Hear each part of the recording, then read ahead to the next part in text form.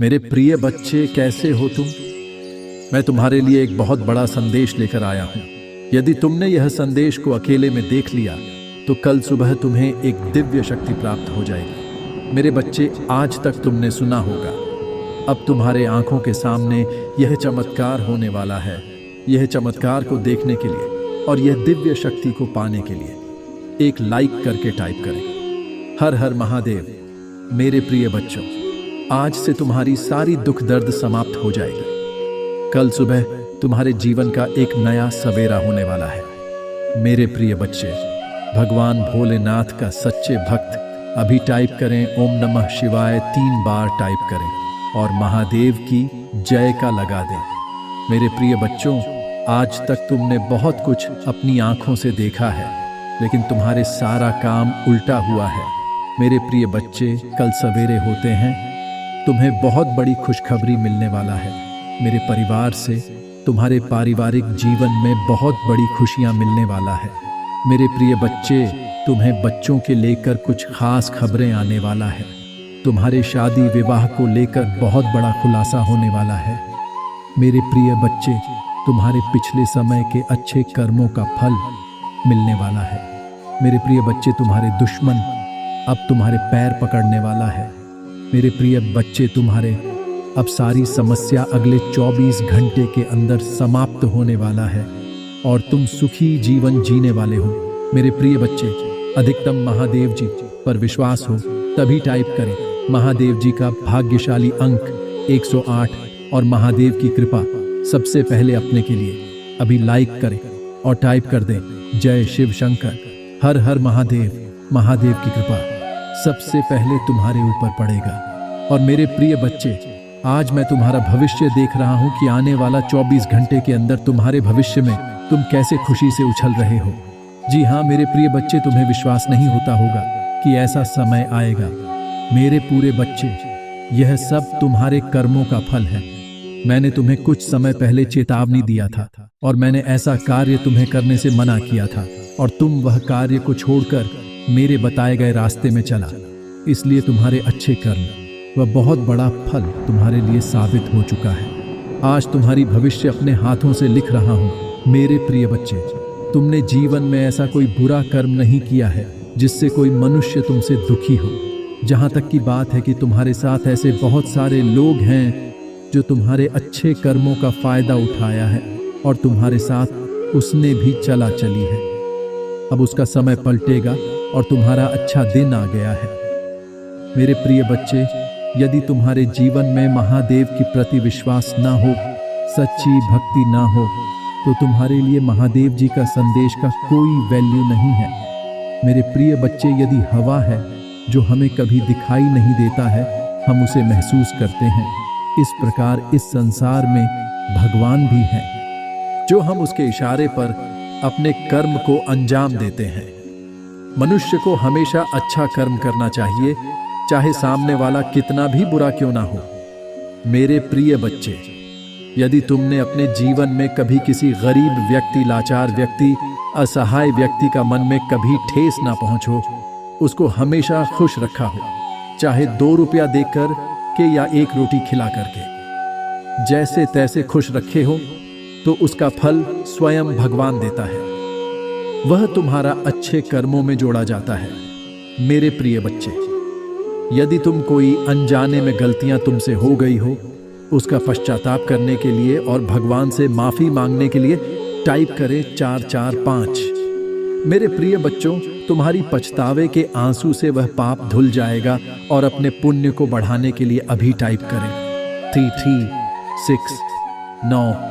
मेरे प्रिय बच्चे, तुम्हारे बुरा वक्त कल सुबह से खत्म हो जाएंगे, मेरी गारंटी है।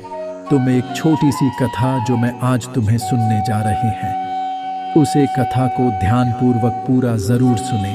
बहुत ही ज्ञानवर्धक है और यह कथा को सुनने से मात्र तुम्हें 10 गुना पुण्य की प्राप्ति हो जाएगी। एक बार देवराज इंद्रदेव गुरु बृहस्पति के साथ भगवान शिव का दर्शन करने कैलाश गए। महादेव ने दोनों की परीक्षा लेनी चाहिए, इसलिए रूप बदलकर अवधूत बन गए। उनके शरीर पर कोई वस्त्र न था, उनका शरीर जलती हुई अग्नि के समान धधक रहा था। और अत्यंत भयंकर नजर आते थे। अवधूत दोनों के रास्ते में खड़े हो गए। इंद्र ने एक विचित्र पुरुष को रास्ते में खड़े देखा तो चौंके। इंद्र को देवराज होने का गर्व घेरने लगा। उन्होंने उस भयंकर पुरुष से पूछा, तुम कौन हो? भगवान शिव अभी कैलाश पर विराज रहे हैं या कहीं भ्रमण पर हैं? मैं उनके दर्शन के लिए आया हूं।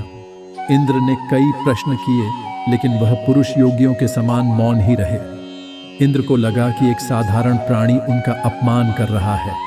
उनके मन में देवराज होने का अहंकार उपजा, जो क्रोध में बदल गया। इंद्र ने कहा, मेरे बार बार अनुरोध पर भी तू कुछ नहीं बोलकर मेरा अपमान कर रहा है। मैं तुझे अभी दंड देता हूं। ऐसा कहकर इंद्र ने वज्र उठा लिया। भगवान शिव ने वज्र को उसी समय स्तंभित यानी जड़ कर दिया। इंद्र की बांह अकड़ गई। भगवान अवधूत क्रोध से लाल हो गए।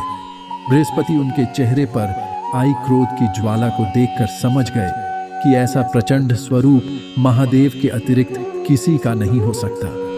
बृहस्पति शिव स्तुति गाने लगे।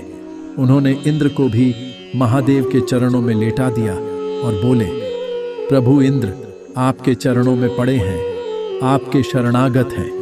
आपके ललाट से प्रकट अग्नि इन्हें जलाने को बढ़ रही है। हम शरणागतों की रक्षा करें। बृहस्पति ने विनती की, प्रभु भक्तों पर आपकी सदा कृपा बरसती है। आप भक्त वत्सल और सर्वसमर्थ हैं। आप इस तेज को कहीं और स्थान दे दीजिए ताकि इंद्र के प्राणों की रक्षा हो। भगवान रुद्र ने कहा, बृहस्पति मैं तुम पर बहुत प्रसन्न हूं। इंद्र को जीवन दान देने के कारण तुम्हारा एक नाम जीव भी होगा। मेरे तीसरे नेत्र से प्रकट इस अग्नि का ताप देवता सहन नहीं कर सकते, इसलिए मैं इसको बहुत दूर छोड़ूंगा। महादेव ने उस तेज को हाथ में धारण कर समुद्र में फेंक दिया।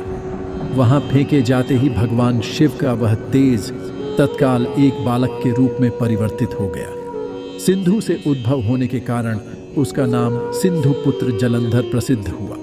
जलंधर जिसका नाम शंखचूड़ भी हुआ, शिव के तेज से उत्पन्न हुआ था। इस कारण परम शक्तियों से संपन्न था। वह देवों से भी ज्यादा शक्तिवान था। वह उस तेज से पैदा हुआ था जो इंद्र को समाप्त करने वाला था, इसलिए असुरों ने उसे अपना राज बनाया। अवधूत रूप में यह लीला करने के बाद महादेव अंतर्धान हो गए। इंद्र के गर्व का भंजन भी हुआ, भगवान के दर्शन भी हो गए। तुलसी से जुड़ी एक कथा बहुत प्रचलित है। श्रीमद् देवी भागवत पुराण में इनके अवतरण की दिव्य लीला कथा भी बनाई गई है। एक बार शिव ने अपने तेज को समुद्र में फेंक दिया था। उसे एक महातेजस्वी बालक ने जन्म लिया। यह बालक आगे चलकर जालंधर के नाम से पराक्रमी दैत्य राजा बना। इसकी राजधानी का नाम जालंधर नगरी था। दैत्यराज कालनेमी की कन्या वृंदा का विवाह जालंधर से हुआ। जालंधर महाराक्षस था। अपनी सत्ता के मद में चूर उसने माता लक्ष्मी को पाने की कामना से युद्ध किया, परंतु समुद्र से ही उत्पन्न होने के कारण माता लक्ष्मी ने उसे अपने भाई के रूप में स्वीकार किया। वहां से पराजित होकर वह देवी पार्वती को पाने की लालसा से कैलाश पर्वत पर गया।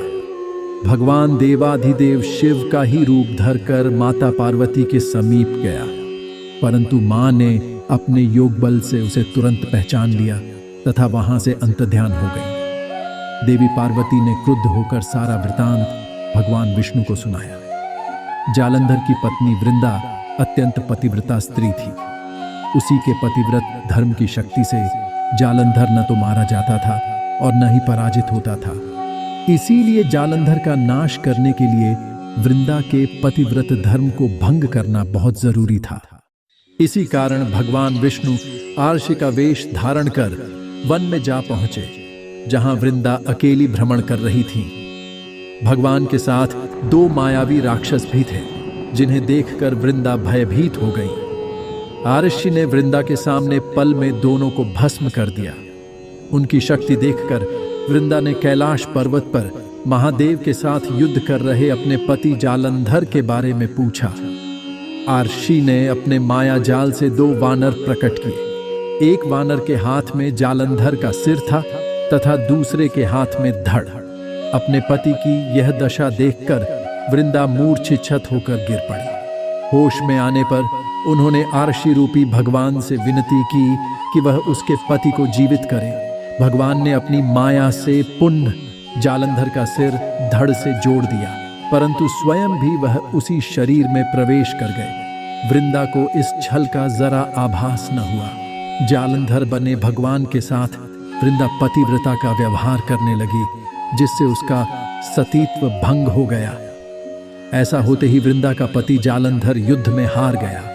इस सारी लीला का जब वंदा को पता चला तो उसने क्रुद्ध होकर भगवान विष्णु को शिला होने का श्राप दे दिया तथा स्वयं सती हो गई। जहां वृंदा भस्म हुई वहां तुलसी का पौधा उगा।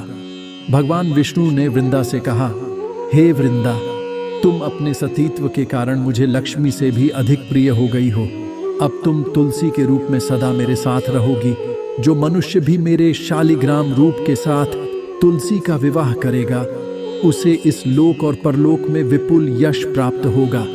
जिस घर में तुलसी होती है वहां यम के दूत भी असमय नहीं जा सकते। गंगा व नर्मदा के जल में स्नान तथा तुलसी का पूजन बराबर माना जाता है। चाहे मनुष्य कितना भी पापी क्यों न हो, मृत्यु के समय जिसके प्राण मंजरी रहित तुलसी और गंगा जल मुख में रखकर निकल जाते हैं, वह पापों से मुक्त होकर वैकुंठ धाम को प्राप्त होता है। जो मनुष्य तुलसी व आंवलों की छाया में अपने पितरों का श्राद्ध करता है, उसके पितर मोक्ष को प्राप्त हो जाते हैं। उसी दैत्य जालंधर की यह भूमि जलंधर नाम से विख्यात है। सती वृंदा का मंदिर मोहल्ला कोट किशनचंद में स्थित है। कहते हैं इस स्थान पर एक प्राचीन गुफा थी जो सीधी हरिद्वार तक जाती थी। वीडियो पसंद आए तो एक लाइक जरूर कर दीजिएगा और कमेंट में टाइप करें हर हर महादेव। और जो भी चैनल पर पहली बार आए हैं, अभी तक सब्सक्राइब नहीं किए हैं, तभी से कर ले तुरंत और अपने दोस्तों के साथ जरूर शेयर करें। आपका दिन शुभ हो, मंगलमय हो।